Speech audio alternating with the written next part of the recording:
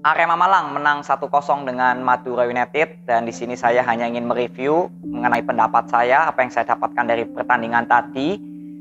Dan jujur aja pertandingan kali ini sangat luar biasa, adu strategi terjadi, dan tentunya di babak kedua Madura United bagaimana cara mengejar ketertinggalannya walaupun nggak berhasil mencetak gol, dan Arema Malang yang bermain bertahannya sangat luar biasa.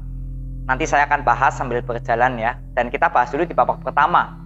Di babak pertama, Arema Malang boleh dikatakan di 26 menit awal itu Arema Malang banyak sekali memberikan variasi serangan. Walaupun Madura United juga ada membangun variasi serangan, tapi belum terlihat banget. Yang sangat terlihat itu Arema Malang membangun variasi serangan ini baik sekali. Ya, dan cara melakukan pertahanannya juga bagus, melakukan pressing. Gak bermain setengah lapan ke belakang, tapi benar-benar memberikan pressing terhadap permainan Madura United. Dan gol yang tercipta oleh Fortes di menit ke-14, assist dari Tito, umpan yang diberikan sebelumnya oleh Jayus, ini yang sering saya katakan di review-review Arema Malang kemarin. Pemain sayap harus berani melakukan intercept, banyak kreativitas. Dan ini Tito sudah membuktikan bahwa pemain sayap dari Arema Malang, ya sebelah kanan Tito, berani melakukan tusukan ke dalam area kotak penalti Madura, sehingga pemain belakang dari Madura United fokusnya kepada Tito. Ketika Tito memberikan umpan ke tengah, Fortes tidak ada yang mengkawal, dan terjadinya gol itu. Ya, tapi yang saya soroti adalah penampilan dari Jayus dengan Tito yang proses golnya. Gimana Tito memberikan umpan long ball kepada Tito, Jayus memberikan umpan long ball ya kepada Tito, itu cukup baik ya. Akselerasi bola, kecepatan bolanya itu sangat baik dan bisa diterima oleh Tito dan memberikan intercept, terjadinya gol. Jadi keunggulan untuk Arema Malang di 1-0 ya di menit ke-14. Jadi dari menit 14 ketika Arema Malang sudah unggul, ini Arema Malang tetap bermain ingin mencetak gol lagi di babak pertama. Jadi nggak bertahan di babak pertama, tetap saja bermain ingin mencetak gol lah intinya, nggak merubah strategi apapun. Dan Madura United juga berapa kali kewalahan menghadapi Arema Malang yang bermain pressing di area pertahanan. Jadi permainan dari Madura United di babak pertama itu baru terlihat di menit 30 ke atas. Itu baru terlihat bagaimana Jaja yang bermain cukup baik, memberikan ruang ya. Lalu Slamet Nur Cahyo juga bermain baik. Lalu ada Dodi juga sebagai bek kanan dari Madura United yang banyak membantu penyerangan.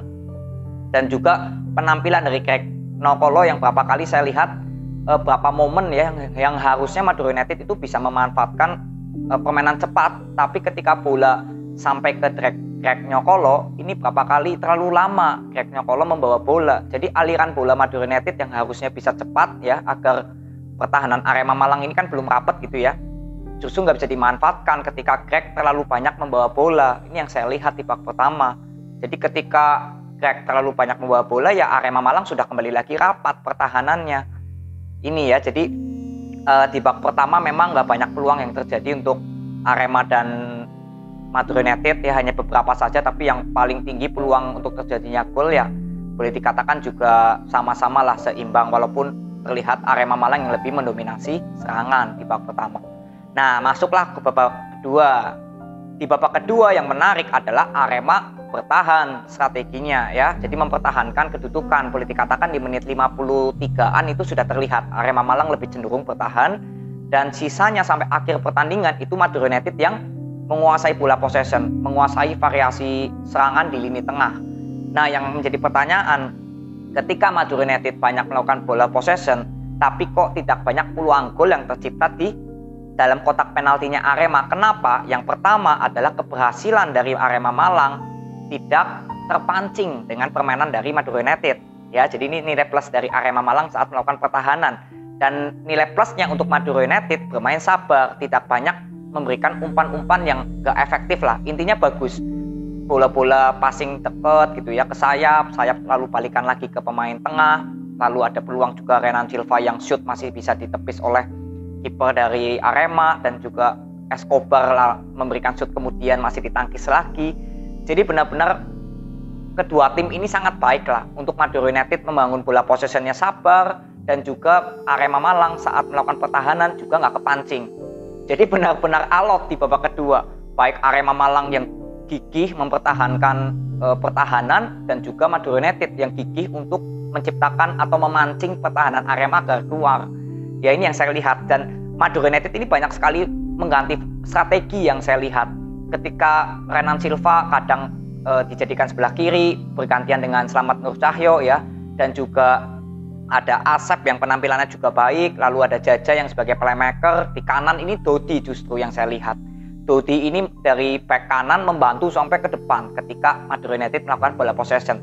Jadi nilai plusnya saat Madura United bermain bola possession ini sabar, karena kalau ketika nggak sabar bisa terjadi counter attack dan Arema Malang mengincar counter attack.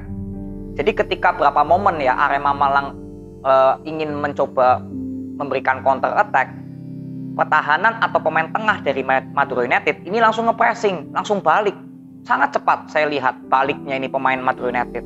Cara melakukan pertahanan di saat Arema Malang ingin counter.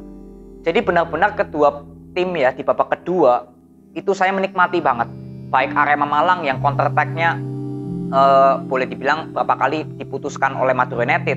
Jadi untuk masalah penyerangan dari Arema Malang memang di babak kedua nggak terlalu banyak yang bisa dimanfaatkan ya, atau peluangnya dikit. Nah, tapi kalau Madura United banyak memberikan variasi serangan di lini tengah hingga sayap, tapi peluangnya juga dikit karena Madura United nggak memanfaatkan sosok Beto. Dan kalian lihat di babak kedua ketika Beto bermain lah, katakan apakah Beto banyak memegang bola? Enggak ya. Jadi pergerakan Beto pun juga nggak terlalu banyak untuk memancing pertahanan Arema Malang agar terbuka.